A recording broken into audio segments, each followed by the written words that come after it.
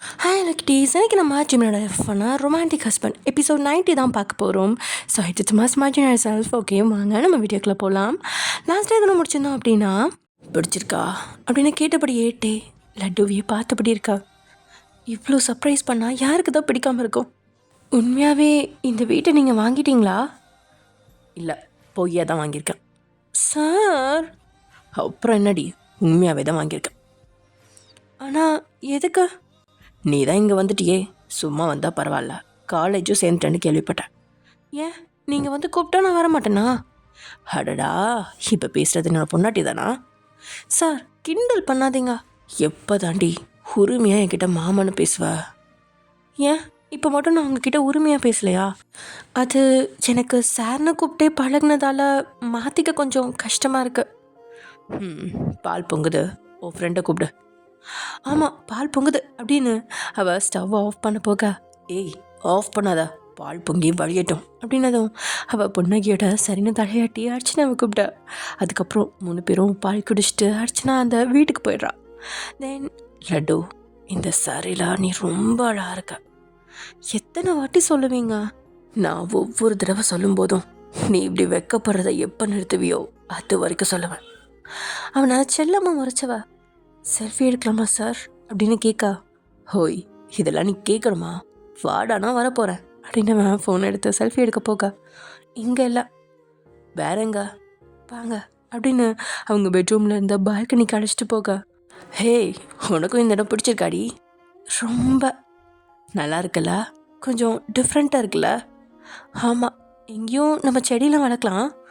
கண்டிப்பாக இன்றைக்கே வா, நர்சரிக்கு போய் உனக்கு என்னென்ன செடிலாம் பிடிக்குதோ அதெல்லாம் வாங்கிட்டு வரலாம். இப்போவே வா. வேணாம், அப்புறம் பார்த்துக்கலாம்.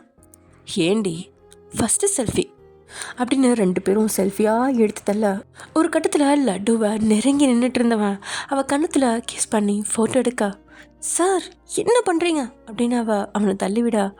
நம்மளோட நியூ ஹவுஸ் ஃபர்ஸ்ட் கிஸ், இதெல்லாம் மெமரபிளாக இருக்கணும்ல அப்படின்னு அவன் அதுக்கு ஒரு கதை வேற சொல்கிறான். அதெல்லாம் ஒன்றும் வேணாம் அப்படின்னு சொல்லி லட்சு விலகி போக, ஆனால் எனக்கு வேணுமே அப்படின்னு சொன்னவன் அவன் முகம் எங்கும் கிஸ் பண்ணுற மாதிரி ஃபோட்டோஸ் எல்லாம் எடுத்து குவிச்சவன் ஒரு கட்டத்தில் அவனே விட்டுட்டான். ஆமாம், லட்சு டயர்டாக தெரியுறா. என்னாச்சு, ஏன் டயர்டாக இருக்கா அப்படின்னு டே கேட்டுதுமே அவளோட கை தானாக அவளோட வயிற்றுக்கு போகுது. அவனை நிமிர்ந்து பார்த்தவளுக்கோ குற்ற உணர்ச்சியாக தான் இருக்கு. இவர் இப்போ ஹாப்பி மூடில் இருக்காரு. இந்த நேரத்தில் நான் ப்ரெக்னெண்ட்டாக இருக்கிற விஷயத்த சொன்னால் என்ன நடக்கும்? கண்டிப்பாக சந்தோஷந்தான் படுவார். ஆனால் சந்தோஷத்தில் உடனே அவங்க அம்மாவுக்கு ஃபோன் பண்ணி விஷயத்த சொன்னால், ஐயோ வேணாம் அப்படின்னு தனக்குள்ளேயே பேசி முடிச்சவ, டயர்டாலாம் இல்லை, நான் நார்மலாக தான் இருக்கேன் அப்படின்னு அவன் கண்களை பார்க்காம அவள் பதில் சொல்ல, அவ்வளோ நேரம் இருந்த சந்தோஷமான மனநிலை டேக்கு மாறிடுச்சு. என்கிட்ட ஏதாவது சொல்லணுமா லட்டு அப்படின்னு அவன் கேட்டதுமே அவள் உடனே படபடப்பாக்கா, என்ன சொல்லணும்? இல்லையே, அப்படியெல்லாம் எதுவும் இல்லையே. ஏன், என்னாச்சு? எதுக்காக இப்படி கேட்குறீங்க? ஹேய் கூல், நான் சும்மா ஜென்ரலாக தான் கேட்டேன். நீ ஏன் இவ்வளோ பதட்டப்படுற?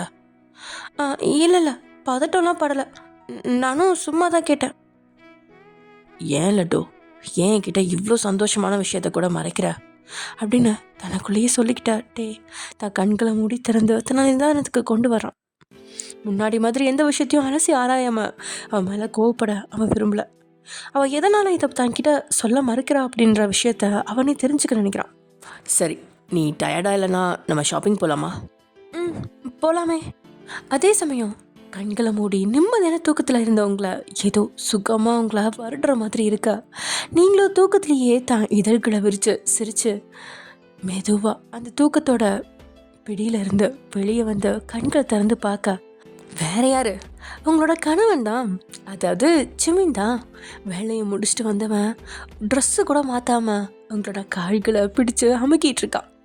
மெதுவாக கண்களை திறந்து எதிரில் இருந்தவனை பார்த்த நீங்கள், ஹலோ மிஸ்டர் ஜிமின், நீங்கள் இங்கே என்ன பண்ணிட்டு இருக்கீங்க? நல்லா தானே இருக்கீங்க? நீ இப்போ எதுக்கு முடிச்சா? கால் வலிக்குது தானே? தூங்குவேன். ஆனால் நீங்கள் இன்னும் ட்ரெஸ் சேஞ்ச் கூட பண்ணல, சாப்பிட்டீங்களா? நான் பார்த்துக்கிறேன், நீ தூங்க. இல்லை, எனக்கு தூக்கம் போயிடுச்சு, நீங்கள் ரெஃப்ரெஷ் ஆகிட்டு வாங்க, நான் உங்களுக்கு சாப்பாடு எடுத்து வைக்கிறேன். அட்டி தான் வாங்க போகிற நீ, எனக்கு சாப்பாடை எடுத்து போட்டு சாப்பிட தெரியும். இப்போ தான் கால் வலிக்குதுன்னு சொன்னல, அதுக்குள்ளே சாப்பாடு போட போறியா நீ? என் புருஷனை நான் கவனிக்கலன்னா வேற யார் கவனிப்பா? உன் புருஷனோட அம்மா கவனிச்சுப்பாங்க. அத்தையே பாவம், அவங்கள ஏன் இப்போ டிஸ்டர்ப் பண்ணுறீங்க? சரி சரி, நான் யாரையும் டிஸ்டர்ப் பண்ணல, நானே போட்டு சாப்பிட்டுக்கிறேன். நீங்களே ஆல்ரெடி வேலை செஞ்சுட்டு லேட்டாக தான் வர்றீங்க. இப்போ என்ன தாண்டி நீ சொல்ல வர? வேலையிலேருந்து லேட்டாக வரேன்னு என்னை திட்டுற அப்படி தானே? அப்படி லேட்டாக வரப்போ உன் கால் அமைக்க விடலன்னு திட்டுற. கால் அமைக்க விட்டா இப்படி முழிச்சிட்டு நான் தான் சாப்பாடு போடுவேன்னு அடம் பிடிக்கிறேன். என்ன தான் உனக்கு வேணும்? பைத்தியம் இது ஆகிட்டேடி. உங்களை கல்யாணம் பண்ணால் பைத்தியமாக தான் ஆக முடியும். வயன், சரி சரி, நான் சாப்பாடு எடுத்து வைக்கிறேனே ப்ளீஸ் ஜெமீன். கால் வலிக்குண்டி. எனக்கு வலிக்கல, நீங்கள் தான் அமைக்க விட்டீங்கல்ல, வலி போயே போச்சு. போடி, என்னைக்கு தான் என் பேச்சு நீ கேட்டிருக்கா? என்ன பண்ணுறது, உங்களை சாப்பிட வச்சதுக்கு அப்புறம் தான் என்னால் நிம்மதியாக தூங்க முடியும். பொய் சொல்லாத, இவ்வளோ நேரம் தூங்கிட்டு தானே இருந்த. ஆனால் நீங்கள் தான் என்னை எழுப்பி விட்டீங்களே. அடிப்பாவி. சரி சரி ஓகே, எவ்வளோ நேரம் இப்படி உட்காந்துட்டே இருக்க போகிறீங்க? ஹரியப் ஹரியப் அப்படின்னு அவனை பிடிச்சி பாத்ரூம்குள்ளே தள்ள நீங்கள் ஹாலுக்கு போய் டைனிங் டேபிளில் அவனுக்கான சாப்பாடெலாம் எடுத்து வைக்க ஜிமின் அடுத்த 5 நிமிஷத்தில் வெளியே வந்தவனுக்கு செம்ம பசி தான். வந்த உடனே சாப்பிட்லாமா அப்படின்னு தான் யோசித்தான். ஆனால் அவன் ரூமில் உள்ளே நுழைஞ்சதுமே அவனோட மனைவி நீங்கள் தூங்குற அழகை பார்த்து மெய் மறந்தவன். எனக்கு டெய்லியும் எப்படி கால் வலிக்கிறது தெரியுமா அப்படின்னு நீங்கள் சொன்னது நினைவு வந்து உங்களோட காலை எடுத்து அவன் அமைக்க விட அதுக்கப்புறம் நடந்தது தான் எங்களுக்கே தெரியும்ல. வாவ், நான் பன்னீர் பட்டர் மசாலாவா? இன்றைக்கி என்ன ஸ்பெஷல் வயன்? அம்மா நார்மலாக இதெல்லாம் செய்ய மாட்டாங்களே. ஆமாம், இன்றைக்கி உங்களை நினச்சி அத்தைக்கு ஒரே கவலை. என்ன நினச்சி கவலைப்பட என்ன இருக்கு? இப்படி நீங்கள் ஓடி ஓடி வேலை செஞ்சால் கவலையாக இருக்காதா? அம்மாவுக்கு தான் தெரியாது, நான் உங்ககிட்ட சொல்லியிருக்கேன் தானே வயன். இப்போதைக்கு முக்கியமான வேலைலாம் ஓரளவுக்கு கம்ப்ளீட் பண்ணிட்டேன்னா குழந்தை பிறந்ததுக்கப்புறம் என்னால் வீட்டில் கொஞ்சம் பேபியோட டைம் ஸ்பெண்ட் பண்ண முடியும். சொன்னீங்க தான், ஆனால் அதெல்லாம் உங்களால் காப்பாற்ற முடியுமான்னு எனக்கே டவுட்டாக தான் இருக்குது. அப்புறம் எப்படி நான் அத்தைக்கிட்ட சொல்லுவேன்? அடிப்பாவி, அப்படின்னா நீ என்னை நம்பலையா? அது இல்லை ஜிமீன், இது வேலை சம்மந்தப்பட்ட விஷயம். நீங்கள் எவ்வளோ கஷ்டப்பட்டு இந்த கம்பெனியை உருவாக்கியிருக்கீங்கன்னு எங்களுக்கு தெரியும். இங்கே இருக்கிற எல்லாருக்குமே இது நல்லாவே தெரியும். அப்படி இருக்கிற கம்பெனியில் நீங்கள் இப்படி இன்வால்மெண்ட்டோடு தான் வேலை செஞ்சாக்கணும். அதில் கொஞ்சம் மிஸ் ஆனாலும் கஷ்டம்தான். உங்களை விட எனக்கு அந்த கம்பெனி அவ்வளோ முக்கியம் கிடையாது. சரி சரி, இப்போதைக்கு அந்த டாப்பிக்கை விடுங்க. அம்மா ஆசையாக உங்களுக்கு செஞ்சுருக்காங்க, சாப்பிடுங்க. தன்னவன் அவனுக்கு பிடிச்ச சாப்பாடை ரசித்து ஆசையாக சாப்பிட்றதா ரசித்து பார்த்த நீங்கள் இந்த டிஷ்ஷை நானும் தான் ட்ரை பண்ணி பார்க்குறேன். ஆனால் இந்த டேஸ்ட்டில் வரவே மாட்டேங்குது ஜிமீன். அம்மா கிட்ட கேளு, அம்மா சொல்லி தருவாங்க. என்னை கிச்சனுக்குள்ளேயே விட மாட்டாங்க. இப்போ வேணா வயன், அப்புறமா செய், குழந்தை பிறந்ததுக்கப்புறம். ஏன்னா குழந்தை பிறந்ததுக்கு அப்புறமா நான் குழந்தைய பார்ப்பேனா இல்லை உங்களுக்கு சமைச்சு போட்டுட்ருப்பேனா அப்படின்னு நீங்கள் கேட்க ஜிமின் உங்களை வினோதமாக பார்த்தவன். எப்படி வயன் இப்படி இம்பாசிபிளாக இருக்க? உங்ககிட்ட எப்படி பேசுறதுனே எனக்கு தெரில.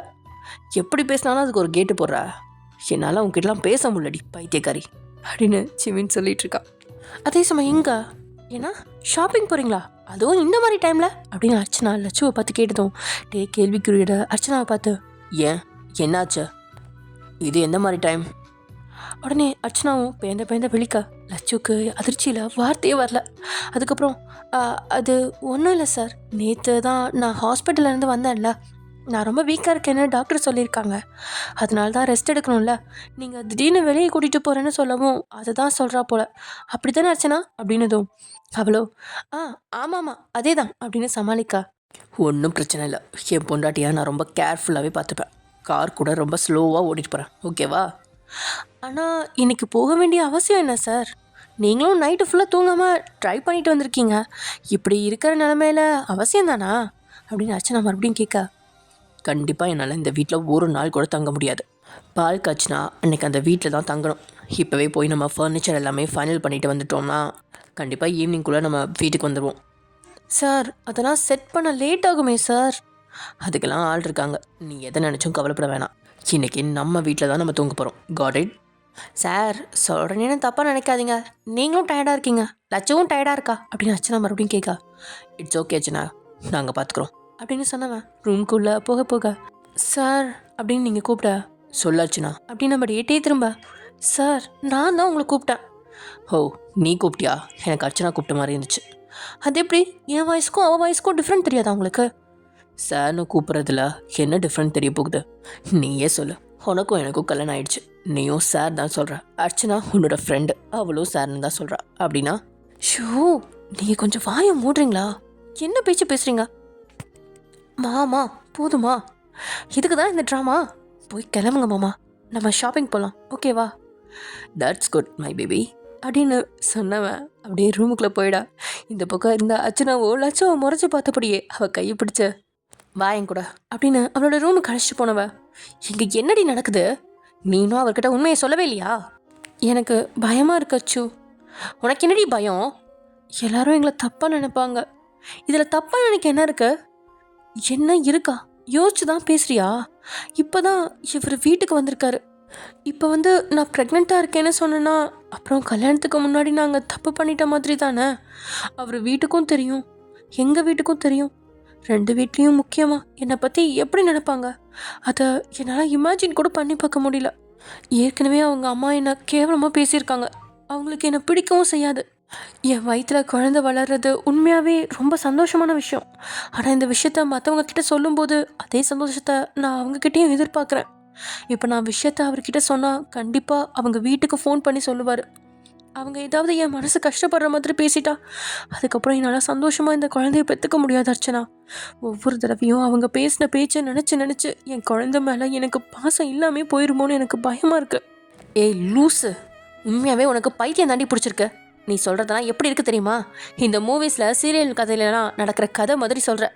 ரியல் லைஃப்பில் இதெல்லாம் நடக்காது லட்சு. எப்படி நடக்காமல் போகும்? நீ விஷயத்த சொன்னதும் எல்லாரும் ஏற்றுப்பாங்க. எப்படி இருந்தாலும் உன்னை நான் ஏற்றுக்க மாட்டாங்கன்னு சொல்லவே இல்லையே. கண்டிப்பாக ஏற்றுப்பாங்க. டேசாரோட குழந்தைய எப்படி ஏற்றுக்காமல் இருப்பாங்க? அதுக்கு முன்னாடி அவங்க வீட்டில் பேசுகிற பேச்சுக்கள் அதை தான் என்னால் தாங்க முடியாதுன்னு நான் அவங்ககிட்ட சொல்லிகிட்ருக்கேன். சரி ஓகே, இந்த விஷயத்தை எவ்வளோ நாள் நீ அவர்கிட்ட மறைக்க முடியும்னு நினைக்கிறேன்? நேற்று நைட்டு வரைக்கும் அவருக்கு இந்த விஷயம் தெரியவே கூடாதுன்னு நினச்சேன். ஆனால் அந்த கடவுள் எனக்கு செக் மேலே செக் வச்சு என்னை சோதிக்கிறாரு. காலையில் அவரை பார்த்ததும் எனக்கு எப்படி இருந்துச்சு தெரியுமா? இவ்வளோ நாள் இவர் வருவாரான்னு காத்துட்டு இருந்தேன், ஆனால் வரல. நேற்று இவரை இனி பார்க்கவே கூடாது, நான் ப்ரெக்னெண்ட்டாக இருக்கிறது அவருக்கு தெரியவே கூடாது அப்படின்னு நினச்சிட்டு இருந்தேன். ஆனால் காலையில் அவரே வந்து நிற்கிறாரு. நான் என்ன பண்ணுறது?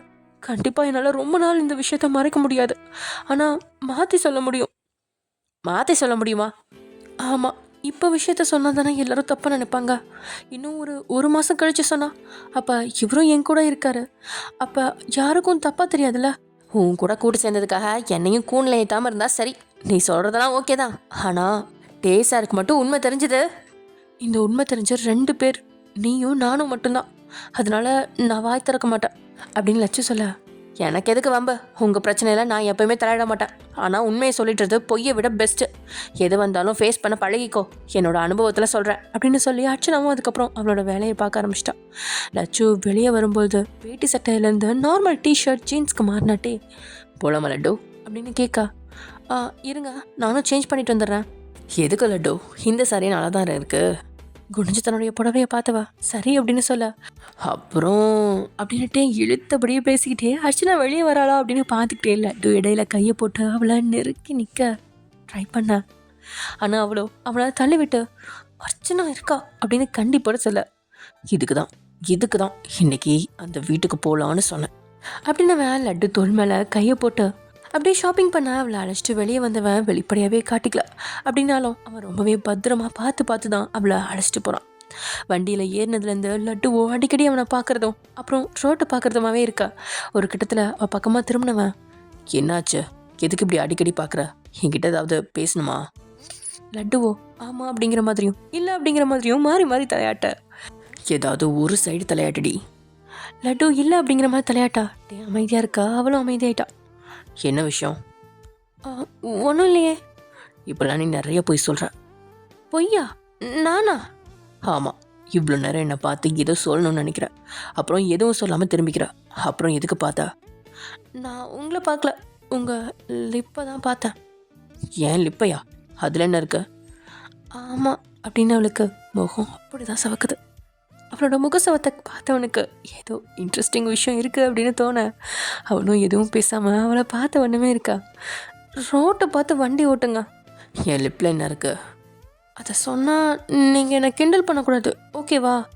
என்னடி நான் என்ன கிண்டல் பண்ண போகிறேன்? அது எனக்கு எப்போவுமே உங்களோட அந்த ரோஸ் கலர் லிப் பிடிக்கும். நான் உங்களை சைட் அடித்ததை விட உங்கள் லிப்பை தான் அதிகமாக சைட் அடிச்சிருக்கேன். அந்த விஷயத்தை கேட்டு ஆச்சரியத்தில் கண்களை விரிச்ச டே. வாட்?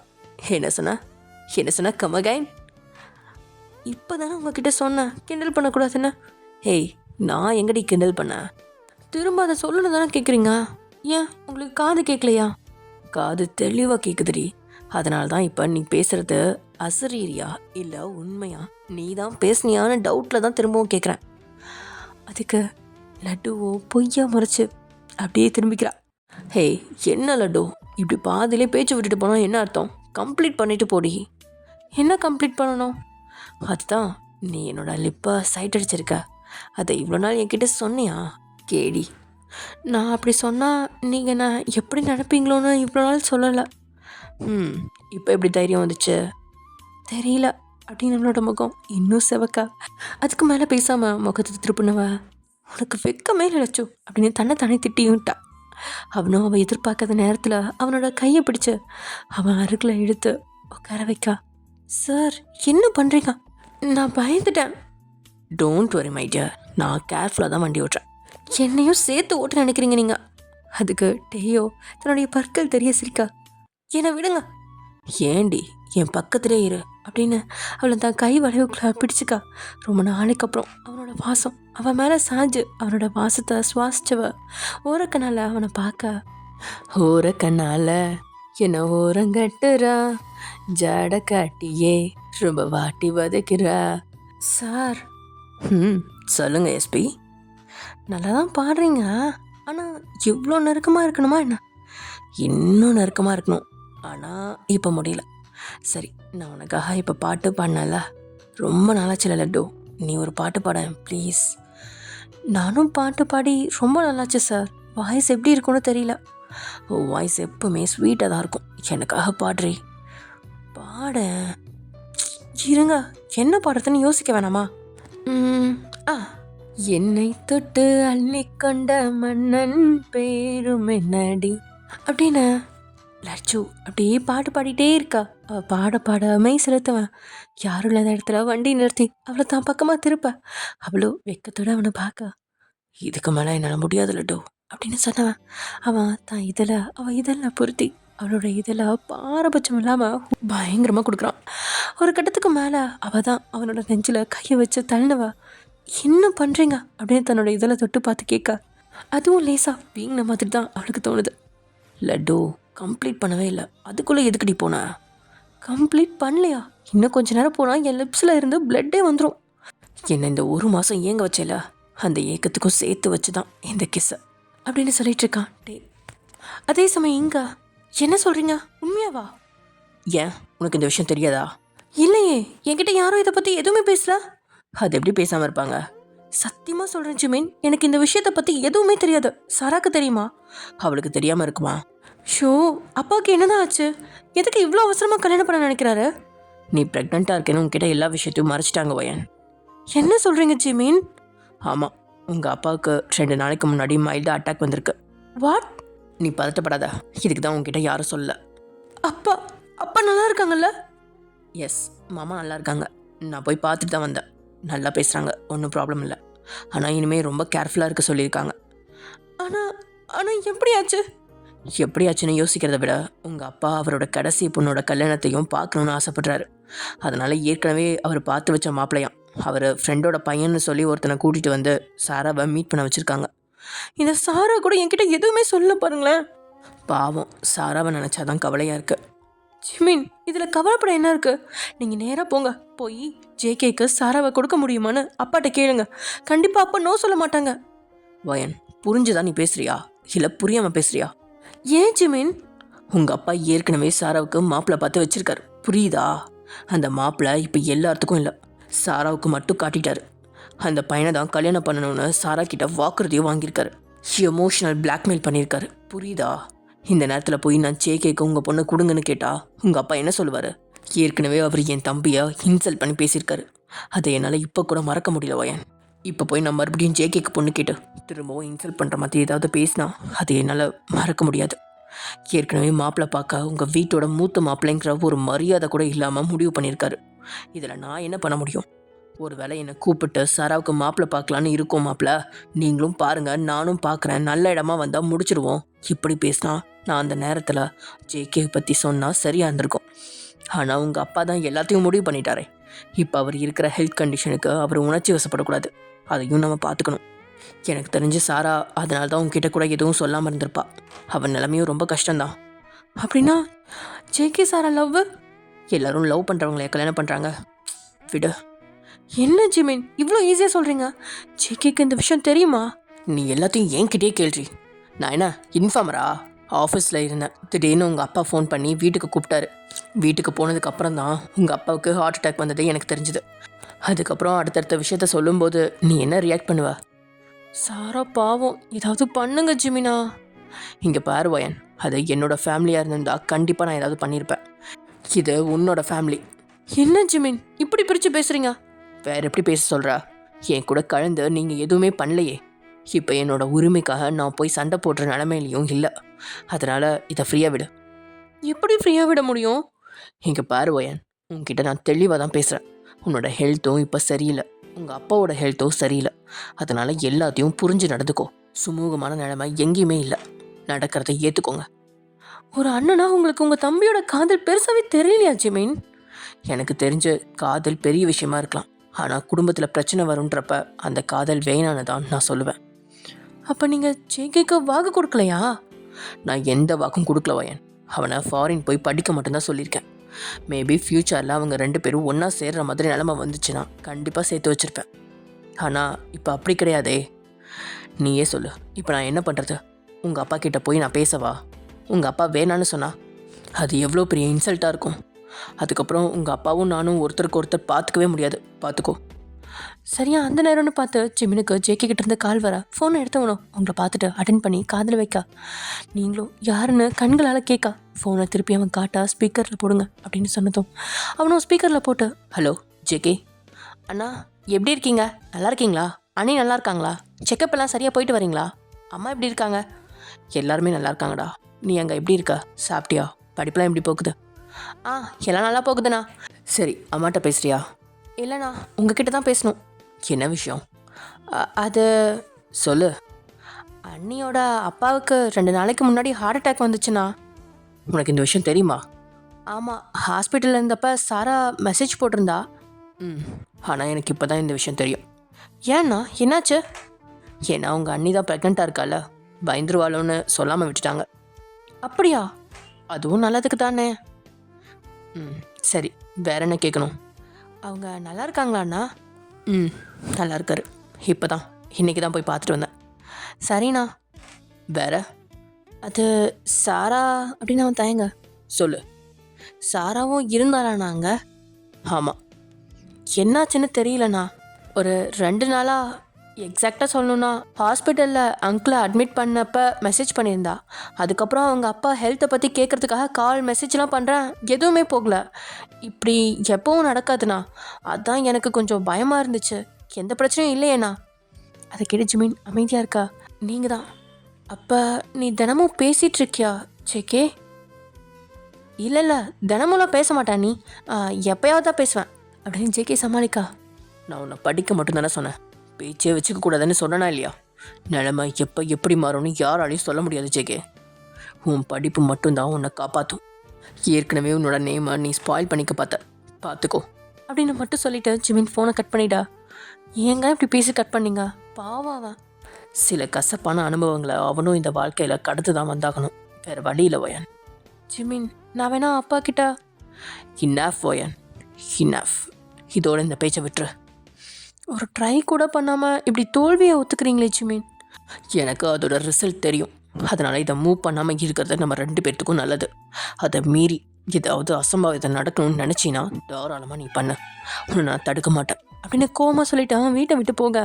என்னாச்சுமா, எதுக்காக இப்படி கத்திட்டு போகிறான் அப்படின்னு ஜிமினோட அம்மா வந்து கேட்கவும் உங்களுக்கு என்ன பேசுறதுன்னே தெரியல. அதே சமயம் இங்க லட்டு இப்படி பார்த்துட்டே இருந்தால் என்ன அர்த்தம்? ஏதாவது ஃபைனல் பண்ணடி. சார், நீங்களே பார்த்து ஏதாவது ஃபைனல் பண்ண வேண்டியதானே? இப்போ உனக்கு என்ன தான் பிரச்சனை? இது எல்லாம் ரொம்ப எக்ஸ்பென்சிவாக இருக்குது சார். எனக்கு ரொம்ப எக்ஸ்பென்சிவானதெல்லாம் செலக்ட் பண்ணி பழக்கம் இல்லை. அதுவும் இல்லாமல் உங்ககிட்ட எவ்வளோ மணி இருக்கும்னு எனக்கு தெரியாதே. அதை கேட்டு அழகாக சிரிச்சவன், உனக்கு இதுதான் பிரச்சனையா? அதை பற்றி எல்லாம் நீ கவலைப்பட வேணாம். இவ்வளோ நாள் நான் சம்பாதிச்சு என்ன பண்ணேன்? என் மணி ஃபுல்லாமே சேவிங்ஸில் தான் இருக்குது. அதை வச்சு தான் இந்த வீட்டையே நான் வாங்கினேன். அப்போ உங்கள் மணி கம்மியாக இருக்கும்ல சார்? கம்மியாக இருக்கும் தான், பட் வீட்டுக்கு தேவையான ஃபர்னிச்சர் வாங்க முடியாத அளவு கம்மியாக இல்லை. இல்லை சார், எனக்கு இதுலலாம் அவ்வளோ டேஸ்ட் கிடையாது. ஒருவேளை எனக்கு பிடிச்சு அது உங்களுக்கு பிடிக்காம போச்சுன்னா? நீ உன்னை மறந்துட்டு பேசுறடி. அந்த வீடே உன்னோடது. அந்த வீட்டில் உனக்கு பிடிச்சது தான் இருக்கணும். உனக்கு பிடிச்சதா எனக்கு எப்படி பிடிக்காம போகும் லட்டு? அப்படின்ட்டு பயங்கர ஸ்வீட்டாக பேசா. இவன் இப்படி ஸ்வீட்டாக பேசும்போது லட்சுவால் இப்படி மயங்காமல் இருக்க முடியும்? டைம் ஆகிட்டே இருக்கு. அடுத்தடுத்த கடைக்கு போய் நம்ம ஃபைனல் பண்ணணும் ப்ளீஸ். அப்படின்னு அவன் கெஞ்சி கேட்க, லட்சுக்கு வந்த உடனே ஒரு சோஃபா பிடிச்சிருச்சு தான். ஆனால் அதோட ரேட்டை பார்த்தவளுக்கு தான் தலையே சுற்றிடுச்சு. இதெல்லாம் இவ்வளோ ரேட் இருக்குமா அப்படின்னு கூட அவளுக்கு தெரியாது. அவளோட அண்ணன் அவங்க வீட்டில் இப்போ தான் 10,000 ரூபாய்க்கு ஒரு சோஃபா வாங்கி போட்டான். அப்படி இருக்க சோஃபாவோட விலை இவ்வளோ தான் இருக்கும் அப்படின்னு அவன் நினச்சிட்ருக்கா. இங்கே வந்து பார்த்தா லட்சக்கணக்கில் இருக்குது. அதனாலேயே தேடி தேடி விலை கம்மியாக இருக்கிற சோஃபாவை பார்த்தவளுக்கு நல்லா தான் இருந்துச்சு. ஆனால் ஏனோ மனசு கோப்பில் இதை செலக்ட் பண்ணி அவரோட தரத்தை நானே கீழே இறக்குறேனா? எதுக்கு இவர் என்னை இப்படி சோதிக்கிறாரு அப்படின்னு சொல்லி வெளிப்படையாக சொல்லிடுவோம் அப்படின்னு சொன்னப்போ தான் டேயும் அவளையே செலக்ட் பண்ண சொல்லிட்டான். அதனால் வேறு வழி இல்லாமல் பாவமாக பார்த்தபடியே ஒரு 20,000 ரேட் உள்ள ஒரு சோஃபாவை கை காட்டா. ஓகே, இது உனக்கு பிடிச்சிருக்கு தானே லட்டு? அப்போ இதையே ஃபைனல் பண்ணியிருக்கேன். சார், ஏன்னா உடனே பேக் பண்ண சொல்லிட்டீங்க? உங்களுக்கு இது பிடிச்சிருக்கா? பிடிக்கலையானு நீங்கள் சொல்லவே இல்லை. உனக்கு சும்மா சும்மா சொல்லுவாங்களா? உனக்கு பிடிச்சா எனக்கு பிடிச்ச மாதிரி. போங்க சார், அது எப்படி எனக்கு பிடிச்சது உங்களுக்கு பிடிக்கும்? அது எப்படின்னா இன்னைக்கு நைட்டு சொல்கிறேன் அப்படின்னு சொன்னதும் லட்சுவோட முகமே நொடியில் வந்துருச்சு. அவள் தன் முகத்தை மறைக்க பெரும்பாடுபட்டு தான் போகிறாள். பப்ளிக் பிளேஸில் இப்படி பேசுறதுன்னு கூட இவருக்கு தெரிய மாட்டேங்குது அப்படின்னு செல்லம்மா அவனை மனசில் திட்டினவளுக்கு அவனோட சேர்ந்து இப்படி சுற்றுறது ரொம்பவே பிடிச்சதான் இருக்குது. வீட்டில் இருக்கும்போது ஒரு வித அசௌகரியம் அவளை இவ்வளோ நாள் ஆட்கொண்டு இருந்துச்சு. வெளியே அவன் கூட போகும்போது மனசு அவ்வளோ லேசாக இருக்குது. இதெல்லாம் பொக்கிஷமான நாட்கள் அப்படின்னு தோண அந்த நாட்கள் எல்லாம் மனசில் குறித்து வச்சுக்கிட்டா.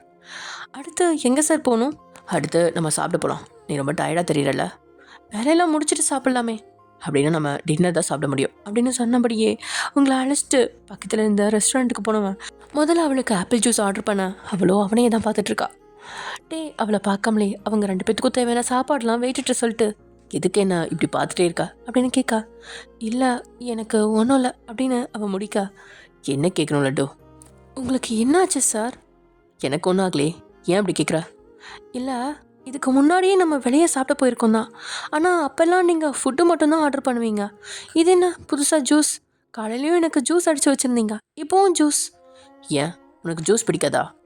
இல்லை, நீங்கள் திடீர்னு ஜூஸ் ஆர்டர் செய்யவும் ஏதாவது இருக்குமோன்னு கேட்டேன்.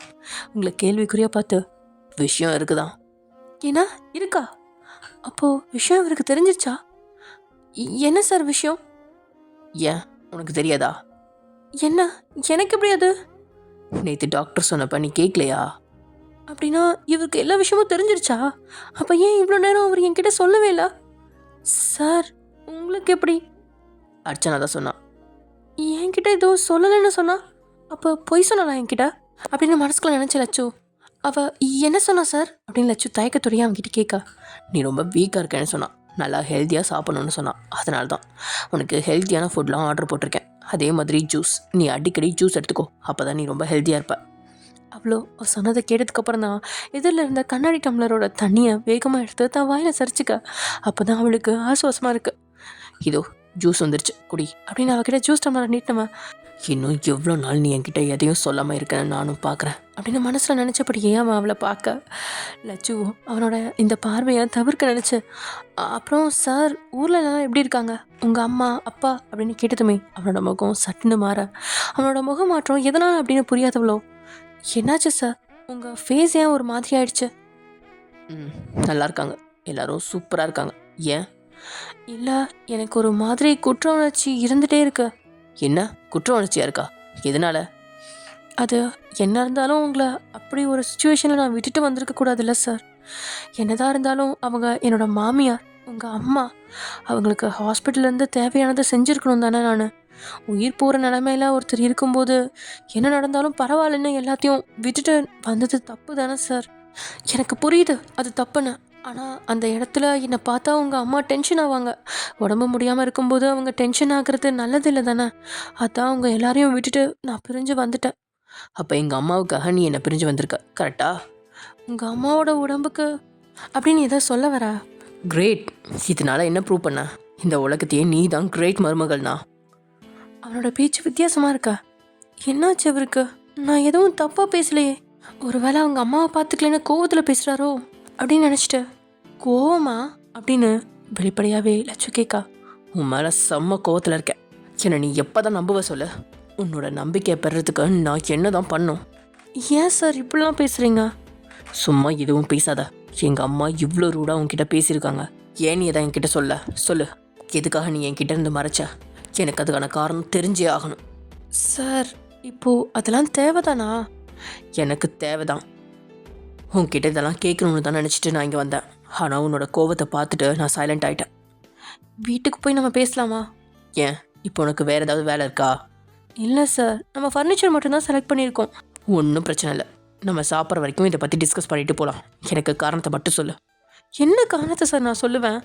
நீ எதனால் என்கிட்ட சொல்லலையோ அந்த காரணத்தை சொல்லு. ஓப்பனாக சொல்லு, மறைச்சு எதுவும் பேசக்கூடாது.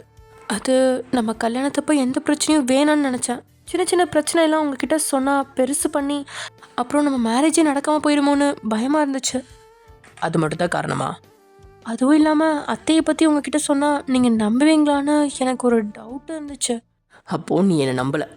அதான் சொன்னனே, நீ என்ன நம்பலை. இப்போ வரைக்கும் என்ன நீ நம்பாம தான் இருக்க. எதுக்கு இப்படி டென்ஷன் ஆகுறீங்க அப்படின்னு சொன்னேன். லட்சு வேகமாக எழுந்து வந்து அவனோட பக்கத்தில் உட்காந்து அவனோட கையை பிடிச்சிக்கா. அதில் ஓரளவு அமைதியானவன் அங்கேருந்து சாப்பாடு எடுத்து அவனே அவளுக்கு ஊட்டி விட அவள் மறுக்காமல் வாங்கிக்கிட்டான். நான் ரொம்ப நொந்து போய் இங்கே வந்திருக்கேன் லட்டு. ஆனால் நீ இன்னும் என்ன ரொம்ப நோக்கடிக்கிற லட்டு. சார் இதுக்கு தான் இதை பற்றியெல்லாம் பேசாதீங்கன்னு சொன்னேன். அது அப்போ இருந்துச்சு. இப்பையும் உன் மனசில் அதுதான் இருக்கு. இப்பையும் நீ அந்த விஷயத்தை பற்றி என்கிட்ட ஷேர் பண்ணவே இல்லையே லட்டு. இப்போ சொன்னால் மட்டும் என்ன ஆகிட போகுது சார், அதனால தான்.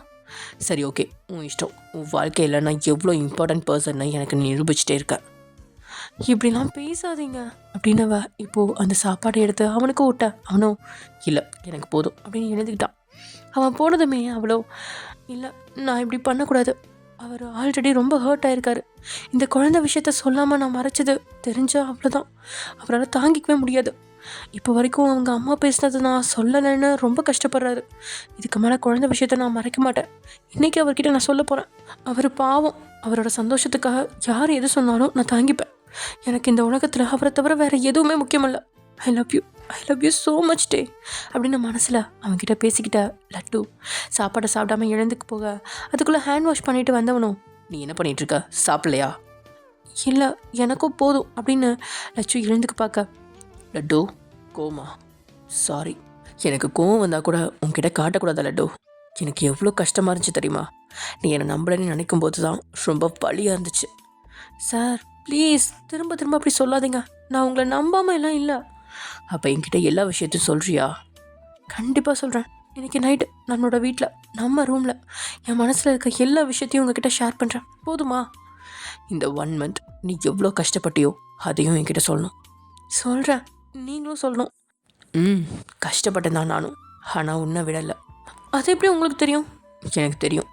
சரி ஓகே வாங்க, பேலன்ஸ் பர்ச்சேசிங்கும் முடிச்சிடலாம் அப்படின்னு சொல்லிட்டு 2 பேரும் கிளம்புறீங்க. ஓகே ஃப்ரெண்ட்ஸ், இதோட இந்த எபிசோட முடிச்சுக்கலாம். நெக்ஸ்ட் எபிசோட் நடக்க போகுது அப்படிங்கிறத நெக்ஸ்ட் எபிசோடில் பார்க்கலாம்.